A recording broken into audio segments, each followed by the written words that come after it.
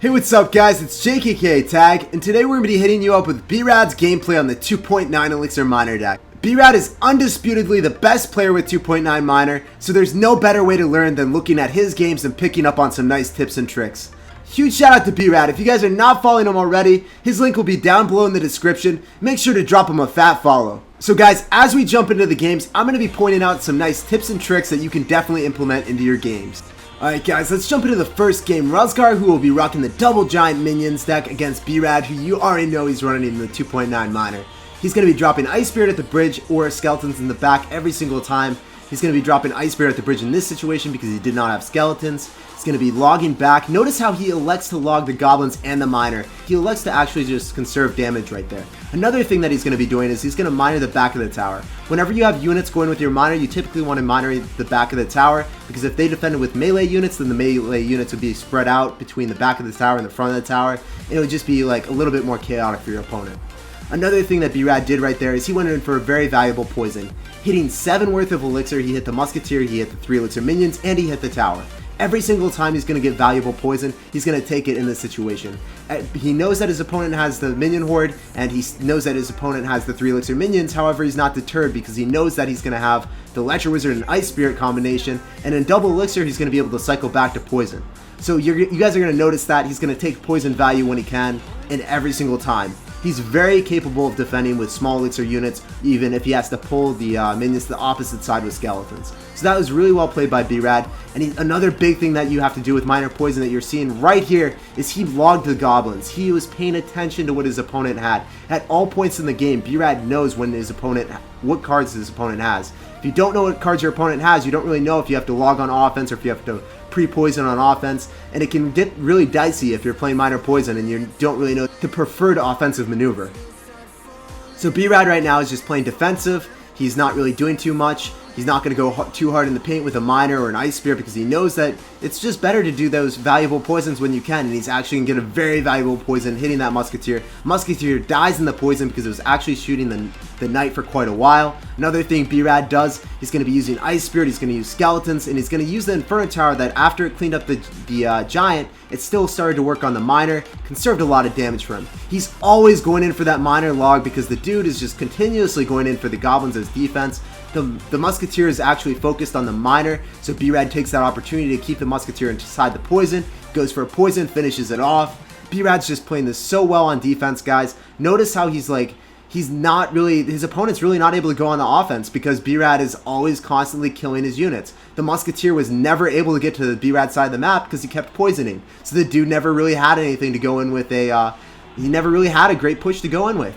So now B-rad was able to cycle back to another poison. That was a serious poison value with 2.9 Miner. You're able to always get back to poison when you need it. He's going in for a log, hitting the goblins. The goblins are getting wiped out. The miner's chipping away. The dude had to fireball a miner, so you know B-rad is in a great spot. Probably smiling right now. He's probably cheesing. Drops another miner. The dude didn't even have to get a miner on the tower. And B-rad takes the game rather cleanly, guys. You take the poison value when you can, save the Ice Spirit, and save the Electro Wizard for the minion horde. Also, another thing B-rad did, he was always cognizant of his opponent's card cycle. He knew when his opponent had goblins. He always pre-logged, never really let his opponent catch his miner. If you notice what the guy had in his deck, he only had goblins or he had musketeer as his only ground troops.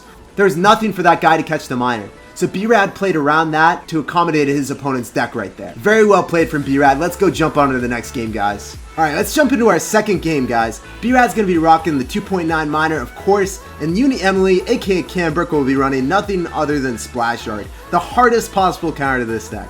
He has the Bowler for all the ground units, and then on top of that, he's got the NATO for the miner. So pretty much it's a very, very difficult matchup, and you're going to see how B-rad navigates this matchup.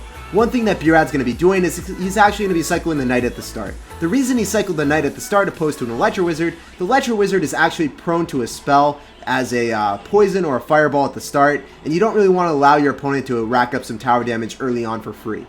Another reason that he didn't drop the Electro Wizard at the start was if he dropped the Electro Wizard and he didn't have Inferno, the dude could have rushed Balloon and he could have just lost the game right then and there. So you gotta always look at your hand and you gotta be like, alright, so if I cycle this card, if I cycle like a Knight early on, and it looks like my opponent might have a graveyard, I might be in a lot of trouble and I might have to do like a very inefficient counter like a poison. but you also have to look at it from the standpoint of, hey, if I cycle my Electro Wizard and I don't have my Inferno and the dude drops a balloon, I'm going to lose the game. So there's a lot of situations like that that I would just advise not to cycle specific cards. Alright, so B-rad, going back to the game, is in a horrible situation. The dude is BMing him. This guy is a savage, and he has probably the biggest possible counter deck. Watch the well played be sauced out, and yeah. My morale would be crippled if I was B-rad, but B-rad's still in the game, guys. Being a very, very intelligent player, never gives up, knows that he can always come back. Another thing that B-rad is doing is he's going opposite lane. He's identified that the dude's running bowler. You don't really want to go same lane as a bowler if you can help it. And B-rad's like, alright, I'm going to start splitting your units up because after you defend my miner and you defend all my units, then you're going to be having a bowler going into a lane that you're really not going to be able to counter push with. Because he has all his lane, or he has 1,000 more damage on the left-hand lane. There's no reason for him to switch. So really well played out of B-rad. Another big thing out of B-rad, this is what you got to do when you're countering against or any graveyard deck. Always got to drop your knight right next to your tower, touching the tower. The reason that you have your knight touching the tower and not off to the side is there's no room for the skeletons to spawn in between the tower and the knight. If there's room for the skeletons to spawn in between the tower and the knight, it's more surface area for the skeletons to accumulate, and that's going to be a lot of damage. That's just going to rack up heavily. Another big thing out of B-rad is, if a huge tip that he's given me in the past is, if you have your opponent cycling Electro Wizard on defense, you're able to actually use Inferno Tower on defense. He's not actually having to in this situation because there's no units to like Inferno Tower because he can ignore the right hand side, but if there was, say, a bowler coming at him with a baby dragon, he would have Inferno Towered there because the Electro Wizard, like, there was no Electro Wizard to be found. You could even high Inferno there and you could get away with it. So again, guys, B-rad is making his opponent to drop a whole bunch of units in the left-hand lane. That Ice Golem is really not wanting to be dropped by Canberk. The Inferno Tower is coming out because he knows that the Electro Wizard is not there, and he's going to actually get some serious value cleaning up the Baby Dragon and the Bowler for 9 Elixir, and that's going to be a +4 trade out of B-rad. Another big thing that B-rad's going to be doing right here, as I said, guys, he's always cognizant of his opponent's card cycle. He knows he can cycle like a madman because guess what, guys? Canberk has no graveyard in sight, and B-rad is saucing out the BM at the end. I like to see it because Uni Emily, aka Canberk, BM first, and guys, that was a pretty extraordinary game. Guys, so there were two huge things to identify in this game. B-rad, when he was down and out, getting BM'd, he went opposite lane of the Bowler Splash Art deck. He was down so much tower damage, he had to spread his opponent thin. Any unit that Canberk, aka Uni Emily, used on defense went to the right-hand tower, which B-rad really didn't have to defend. So if he used an Ice Golem, if he used a Baby Dragon or Bowler, that unit really was just it being able to be ignored, and it didn't really counter push into B-rad's weakened tower. So that was really good for B-rad. It was really commendable how he was able to always keep his knight in cycle. He was able to constantly aggressively cycle in the opposite lane, and he always kept his opponent's elixir low. And on top of that, he was able to always cycle back to a knight plus log. So having the knight plus log combination was able to deny almost everything out of Canberk's graveyards. The knight touching the tower denied a lot of the surface area, the skeletons, they all clumped up around the knight. The log mitigated all the damage, and the knight really isn't poisonable, so it's always a very safe bet against graveyard. So that was a very clutch comeback out of B-rad, guys, and some commendable BM. Let's go jump into the last game, guys. Alright guys, we're going to get into our third and final B-rad game. So the biggest thing that B-rad's going to be doing at the start of the game is what he's actually not going to be doing. He's not going to cycle a knight at the start. The reason you do not want to cycle knight at the start is if your opponent actually has an expo, they go opposite lane, then you don't have knight to tank for the expo and poison and log, and then you kind of just lose the game automatically. Really good discipline out of B-rad, realizing that he can't cycle the knight, and he actually elects to cycle a miner. Really good for B-rad that the opponent didn't have a pump, because if he pumped up, then he would have actually had to poison it. It would have been a -2 trade. So B-rad is having everything go right in the game right now after having a pretty bad starting hand. B-rad is also going to be dropping a poison on top of the 2 musketeers, having the skeletons keep the musketeers inside the poison, dropping an ice spirit on the right hand lane, nullifying almost everything but 1 hit out of the musketeer.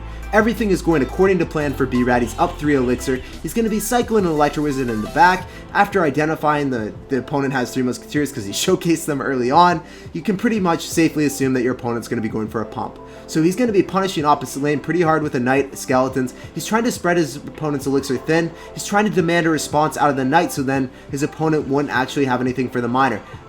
But apparently his opponent actually caught on to that, didn't really defend the knight, and he actually saved the knight to defend the pump. Really well played out of his opponent, and it actually made B-rad go pretty low on elixir right there to actually make sure that he killed all the elixir out of that pump by poisoning it. B-rad, because it's a 2.9 elixir miner poison deck, he's actually going to get pretty feisty right now. He's going to be cycling a miner in the back. Really well played out of B-rad. His opponent did not guess correctly. If he guessed correctly, B-rad wouldn't have actually had an elixir to punish it for quite a while. So B-rad got pretty lucky right there, but definitely the calculated decision and calculated risk. Another thing out of B-rad right now, he's going to be dropping a Ledger Wizard to defend the Knight. He's probably going to try to counter push after this if his opponent elects to pump up. If I'm his opponent, I probably wouldn't want to pump up right now because I know that he's going to get back to another miner because it's 2.9 miner, but B-rad's going in hot with another miner. He's poisoning the tower. Another big thing out of B-rad is he's like, alright, this dude's probably going to guess. He's probably going to drop Ice Spirit plus Knight, Skeletons plus Ice Spirit. He's not going to let me touch that pump. And he's trying to get a lot of tower damage on the pump. So what he did right there is he minered in front of the tower, and he poisoned the tower and the pump. Got a lot of tower damage right there again. I really like what B-rad's doing right there. The mind games out of B-rad are just kind of unparalleled at the moment. He's even going for log right there just for some nice chip damage because there's no goblin gang that you have to hold on to the log in this deck for. So I really like that decision out of B-rad. He's playing this exceptionally well. Very smooth game right now. He's probably going to drop the Inferno Tower. Watch where this Inferno Tower is. If you drop the Inferno Tower in this placement, it actually nullifies both of the Musketeers from full HP if the Musketeers are dropped on top of that and the Inferno actually locks on. Unfortunately for B-rad, that occurrence didn't really happen, but usually that Inferno Tower shuts down 2 Musketeers, full health, no problems.